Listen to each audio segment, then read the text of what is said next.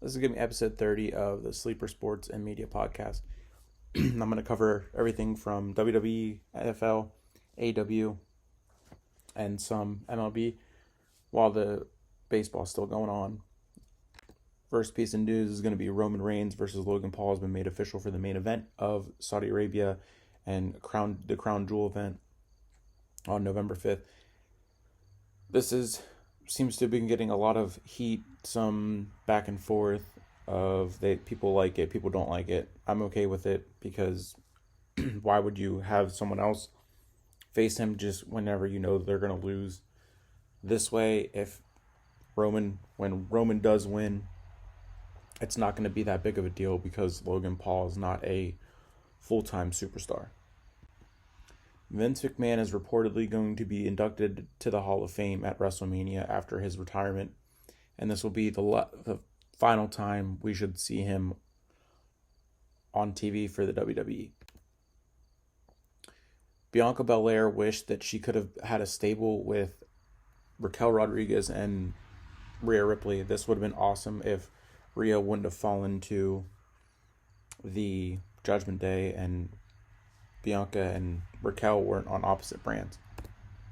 This is a newer piece of news. This just happened last night. It was made official last night on Raw, but the graphic was released today, and there is a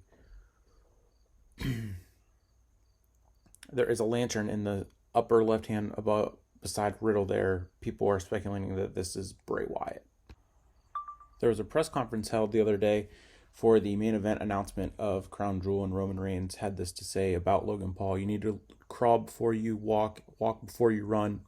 Once you figure out how to run, then maybe one day you'll be able to fly with the tribal chief. This has been a great build so far, and it's just been the one press conference besides Logan Paul's appearance on SmackDown.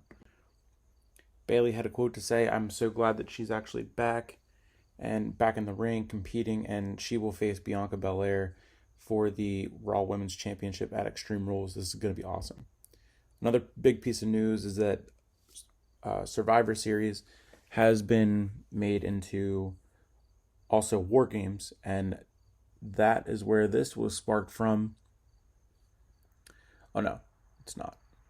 This was just a tweet saying about the 4 Horsewomen having a match at WrestleMania, and I would be all for it.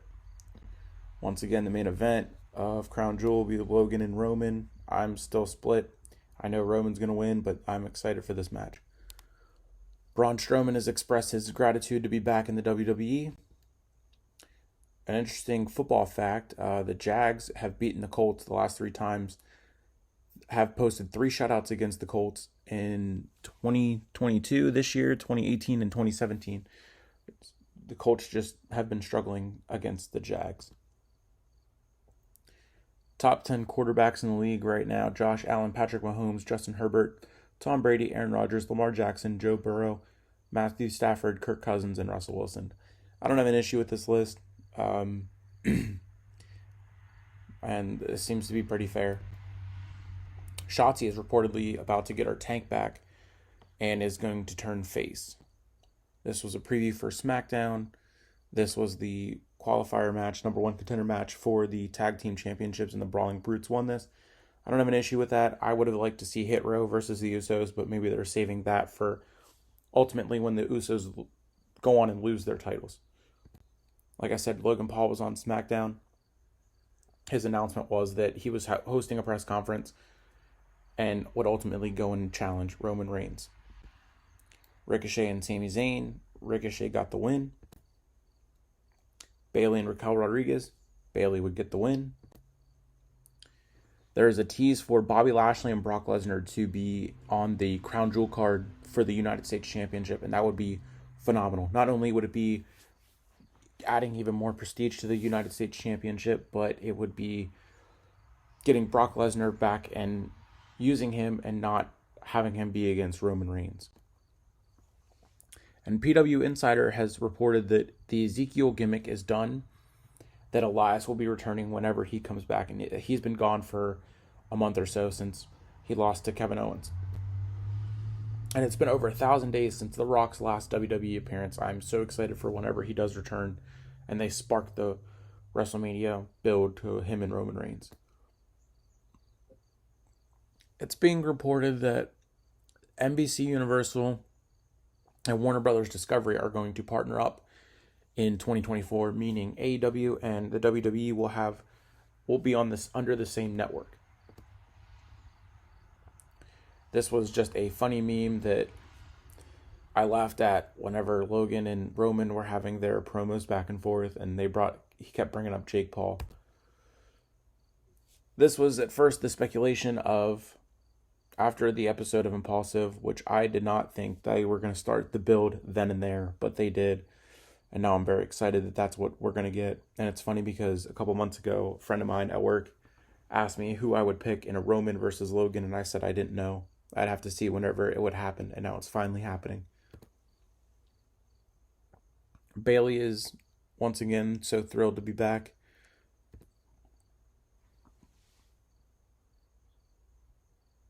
This was a tweet about the Steelers and their 11-0 team. And I hate that people don't bring up the fact that it was made here, the point that was made here in this tweet, that they didn't have a bye week. They played and faced multiple teams that won their division, placed second in their division, and only a couple teams that placed third or last in their division. They also had multiple games postponed, and what more could you have asked for them to win as many games as they did? More Bray Wyatt speculation, and now that last night was around. Last night at Raw, there was a QR code that was behind Austin Theory during the match with Kevin Owens, and it took everyone to a video that says answering a question that says who destroyed the world, and it's the same font as Bray Wyatt's "Find Me" font T-shirt or whatever. And next week on SmackDown, Roman Reigns will be there. Bray Wyatt also has more cryptic tweets and changed his bio. Kenny Omega told AEW that the AEW locker room that he wouldn't have hired over 80% of them, and when he did this, it was supposed to be as a joke, but he was looking right at Will Ospreay when he said it. Again, Roman and Logan for the main event. Very pumped. The AFC North standings after week 2, the Steelers are in first place, and the Ravens, then the Browns, then the Bengals, and this week, week 3, Thursday Night Football kicks off with the Ravens and the Browns, or the Steelers and the Browns. This was the match for Rampage last week. Didn't watch it, but it's being reported that Sammy is apparently done with AEW. Don't know how true that is. When we'll actually find out. He apparently said something about more coming on his vlog. Haven't checked it out yet though. And AJ Styles has now wrestled more matches in WWE than he has in Impact, which is crazy. Rick and Michonne, this is the poster for their TV show coming, I think they said next year. Yep, 2023. And The Walking Dead, the last couple episodes, beginning October 2nd. Very excited for this.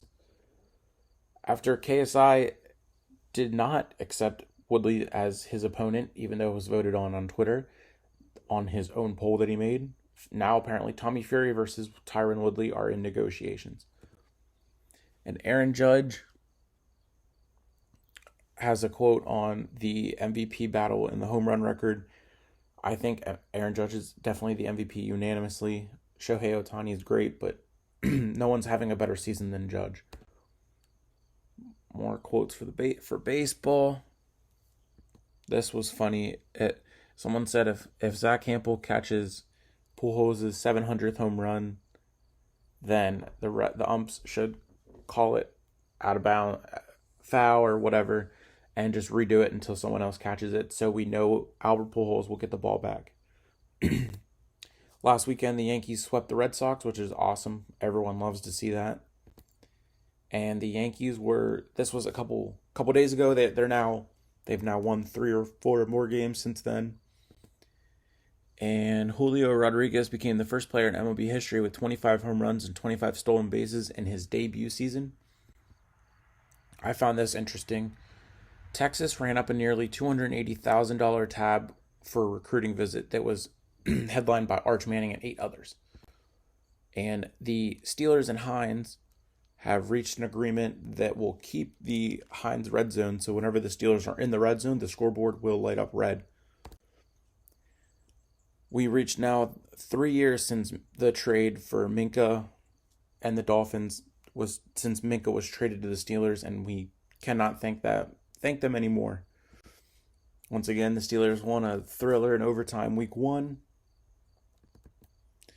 And this week will be the Steelers in Cleveland. I'm so excited for this game. My pick video will be coming soon. Division leaders after week 2. The Eagles and Giants being tied in the NFC East. Not something I expected. Same with the Vikings and the Packers. The Bucks leading the South. I did expect that, and I did not expect the Niners to be on top of the NFC West. The AFC side, didn't expect the Dolphins to be up there. The Bills, not surprising that they're up there. The AFC South is just a joke, and the AFC West is about where I expected it to be. And then the AFC North is, I don't think anyone expected the Steelers to be on top or anywhere near on top. And this is gonna be it for this episode, and my picks are coming soon, so thanks for listening and watching.